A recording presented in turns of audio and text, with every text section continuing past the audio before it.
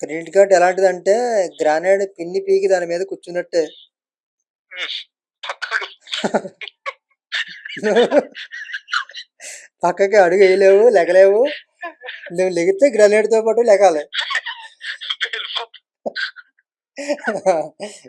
Credit card కూడా అంతే. అదే బ్యాంకు ఇలాగా ఫోన్ చేస్తే నేను వద్దని చెప్పాను, నువ్వు కూడా వద్దని చెప్తావని అంతే. సరే. సరేలే. లోన్ తీసుకోనులే. కావాలంటే కష్టపడితే కష్టపడి సంపాదించుకుంటా గానీ లోన్ మాత్రం తీసుకో. కావాలంటే నా దగ్గర నేను ఇస్తానులే వడ్డీకి ₹2 వడ్డీకి. నీది అదేగా. నీది అదే ఒక్కగా.